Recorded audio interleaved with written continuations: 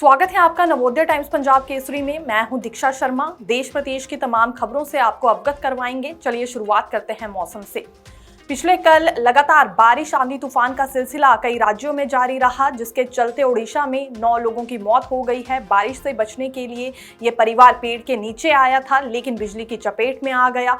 वहीं दिल्ली के धौला कुआं और फरीदाबाद में कुछ एक वाहन क्षतिग्रस्त हो गए हैं। बारिश के चलते वहां पर पेड़ गिर गए थे। इसी के साथ साथ ये बताया गया है कि केरल, कर्नाटक और तमिलनाडु में लगातार आने वाले दिनों में 5 दिनों तक बारिश का दौर जारी रहने वाला है। मौसम विभाग के अनुसार दक्षिण भारत, खास तौर पर तमिलनाडु, केरल और कर्नाटक में अगले 5 दिनों तक लगातार बारिश होगी। साथ ही गरज के साथ बारिश और तेज हवाएं चलेंगी। मध्य भारत में भी इसी तरह का मौसम रहने की उम्मीद है। ओडिशा में शुक्रवार को आंधी तूफान के बीच बिजली गिरने की अलग अलग घटनाओं में 6 महिलाओं समेत 9 लोगों की मौत हो गई है। वहीं फरीदाबाद में तेज आंधी और बारिश के चलते सड़कों पर पेड़ टूट गए थे, जिसकी वजह से कई वाहन क्षतिग्रस्त भी हुए। कोविड की नई लहर का खतरा सताने लगा है। सिंगापुर, हांगकांग और चीन में नए कोविड के मामले सामने आए हैं। दरअसल ये नई लहर बताई जा रही है, जो काफी खतरनाक भी मानी जा रही है। तकरीबन सिंगापुर और हांगकांग में अभी तक 14,200 मामले पेश आ चुके हैं और ये भी जानकारी सामने आई है कि अप्रैल के आखिरी सप्ताह में सिर्फ ये मामले 300 के करीब थे, लेकिन अब संख्या यहाँ 14,200 के करीब पहुंच गई है। इतना ही नहीं, चीन में दोगुनी रफ्तार से पॉजिटिव मामले सामने आ रहे हैं। सिंगापुर में 30% की वृद्धि रोजाना अस्पतालों में इन मामलों को लेकर हो रही है, जिस वजह से अन्य देशों में भी अब कोविड को लेकर अलर्ट जारी कर दिया गया है। हांगकांग और सिंगापुर में फिर से कोरोना केसेस बढ़ने लगे हैं। हांगकांग में 3 मई तक संक्रमण के सैकड़ों मामले सामने आ चुके हैं। इनमें कई लोगों की मौत भी हुई है। हालांकि मौतों की संख्या सामने नहीं आई है। सिंगापुर में अप्रैल के आखिरी हफ्ते में 300 कोरोना केस थे, जो मई के पहले हफ्ते में बढ़कर 14,200 हो गए हैं। यहाँ कोविड केस 28% बढ़े हैं, जबकि रोजाना अस्पताल में भर्ती होने वालों की संख्या 30% तक बढ़ी है। चीन में बीते 5 हफ्ते में कोविड टेस्ट पॉजिटिव रेट दोगुना हो गया है। वहीं थाईलैंड में 2 अलग अलग इलाकों में तेजी से कोविड केस बढ़ने के मामले सामने आए हैं। रक्षा मंत्री के बयान से पाकिस्तान घबरा चुका है। दरअसल पिछले कल ही गुजरात के भुज वायुसेना स्टेशन पर रक्षा मंत्री राजनाथ सिंह गए थे, जहां उन्होंने जवानों से भेंट की और उन्हें संबोधन भी किया। संबोधित करते हुए रक्षा मंत्री ने ये कहा कि अभी तो समय आने पर पूरी पिक्चर दिखाएंगे। भारत की ताकत भारत अच्छे से जानता है और कैसे उसका इस्तेमाल करना है, किस समय पर करना है, इससे भी भारत अच्छी तरह से परिचित है।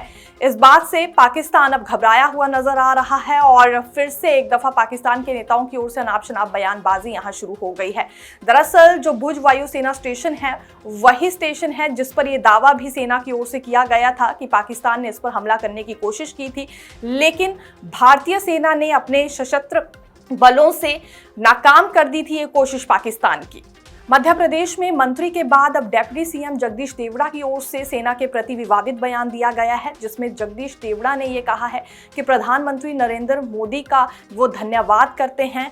देश और देश के जवान भी उनके चरणों में नतमस्तक हैं और इसी बयान को विवादित तौर पर देखा जा रहा है, क्योंकि देश के जवानों को, देश की सेना को नतमस्तक होने की बात प्रधानमंत्री के चरणों में कही गई। यशस्वी प्रधानमंत्री जी को हम धन्यवाद देना चाहेंगे और पूरा देश की वो सेना, वो सैनिक उनके चरणों में नतमस्तक है।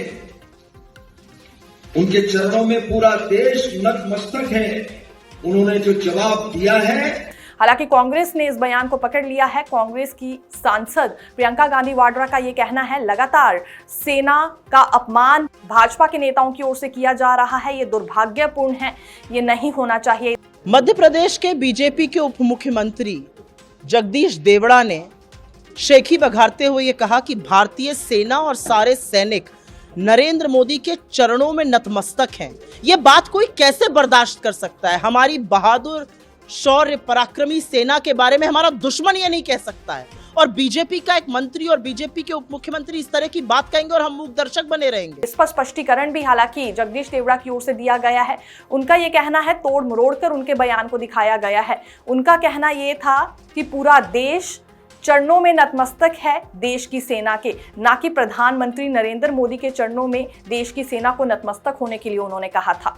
गलत तरीके से पेश किया जा रहा है। मैंने जबलपुर के एक कार्यक्रम में सिविल डिफेंस वॉलंटियर्स का एक दिवसीय प्रशिक्षण शिविर था, उसमें मैं सम्मिलित हुआ था और मैंने ये कहा कि देश की सेना ने जो काम किया है ऑपरेशन सिंदूर में, उसकी जितनी सराहना की जाए उतनी कम है और देश की जनता भारत की सेना के चरणों में नतमस्तक है। जम्मू कश्मीर में 3 आतंकवादियों के मददगार को गिरफ्तार कर लिया गया है। दरअसल ये जो मददगार व्यक्ति थे, युवाओं को आतंकवाद की तरफ मोड़ते थे और तो और टेररिज्म की एक्टिविटीज में भी संलिप्त थे और इसके साथ ही आतंकवादियों को शह देने के लिए और उनके ठिकाने में रहने का इंतजाम करने के लिए उनकी मदद किया करते थे। अभी 2 ऑपरेशन के दौरान 6 आतंकवादियों को भारतीय सेना ने मार गिराया है, लेकिन इसी के साथ साथ उन व्यक्तियों का भी भंडाफोड़ हो रहा है जो भारत में रहकर ही भारत के खिलाफ ऐसी गतिविधियों को अंजाम दिया करते थे। इन 3 मददगार व्यक्तियों को गिरफ्तार कर लिया है। इनके बैंकवर्ड लिंक्स भी खंगाले जा रहे हैं और कोई बड़ी जानकारी भी निकलकर सामने आ सकती है।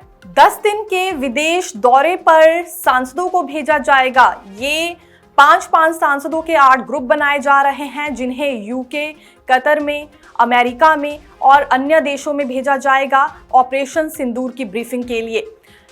भारत सरकार ने ऑपरेशन सिंदूर शुरू किया था पाकिस्तान को सबक सिखाने के लिए और इसमें एक बड़ी सफलता भी मिली है, लेकिन अन्य देशों को भी इसकी जानकारी होनी चाहिए, खास तौर पर तब जब अमेरिका के राष्ट्रपति डोनाल्ड ट्रंप की ओर से बार-बार ये दावा किया जा रहा है कि उनकी अहम भूमिका रही थी। हालांकि अब अपने शब्दों से पलट गए हैं, जिस वजह से बैकफुट पर भी आ गए हैं, लेकिन ये भारत सरकार की ओर से फैसला लिया गया है कि तकरीबन यहाँ 20 से 25 के करीब सांसदों को भेजा जाएगा। अभी इन सांसदों को निमंत्रण भी जा चुके हैं।